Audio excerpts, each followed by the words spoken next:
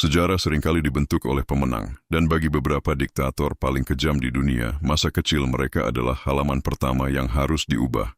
Bukan sekadar proyek kesombongan, pemalsuan kisah asal-usul ini merupakan alat politik yang kuat, digunakan untuk melegitimasi kendali, membangun mitos yang lebih besar dari kehidupan, dan menumbuhkan loyalitas rakyat. Para pemimpin otoriter ini menyadari bahwa narasi pribadi mereka dapat menjadi propaganda yang efektif. Kisah masa kecil yang sederhana, heroik, atau bahkan memiliki unsur ketuhanan, seringkali jauh berbeda dari kenyataan yang ada. Berikut adalah rangkuman mengenai 6 diktator yang terkenal karena upayanya untuk menulis ulang atau memitoskan kisah masa kecil mereka. Para diktator ini secara sistematis mengganti fakta pahit dengan fiksi yang menarik, memastikan bahwa versi resmi masa muda mereka sejalan dengan citra publik yang ingin mereka proyeksikan sebagai pemimpin yang tak terbantahkan. Saddam Hussein, diktator Irak ini dikenal membangun narasi masa kecil yang mitologis sebagai seorang penggembala miskin yang bangkit dari ketiadaan. Kisah ini dimaksudkan untuk menarik simpati kelas bawah dan mengukuhkan citranya sebagai putra rakyat sejati yang mencapai kekuasaan melalui kegigihan, meskipun kenyataan tentang latar belakangnya yang lebih kompleks.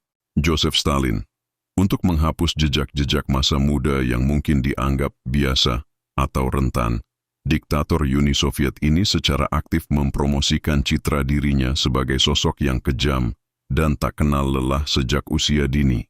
Ia berusaha memusnahkan bukti dan saksi-saksi yang dapat merusak citranya sebagai revolusioner sejati yang ditakdirkan untuk memimpin.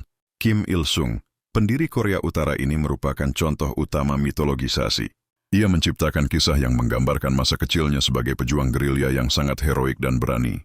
Narasi ini, yang diteruskan kepada keturunannya, menjadi landasan kultus individu yang menempatkannya sebagai figur yang hampir suci, bahkan sejak masa kanak-kanak.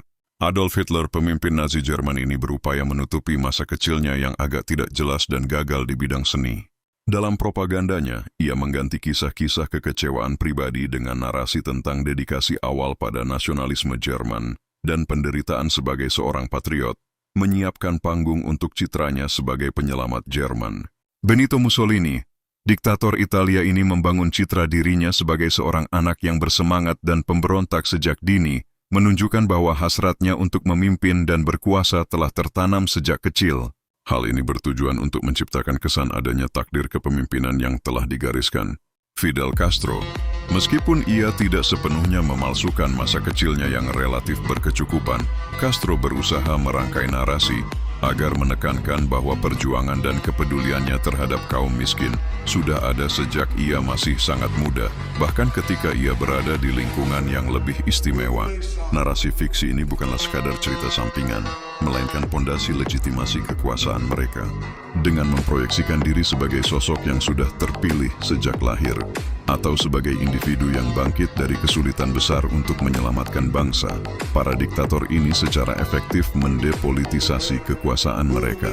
Ini mengisyaratkan bahwa kekuasaan yang mereka genggam adalah takdir, bukan hasil dari perebutan politik atau kekerasan.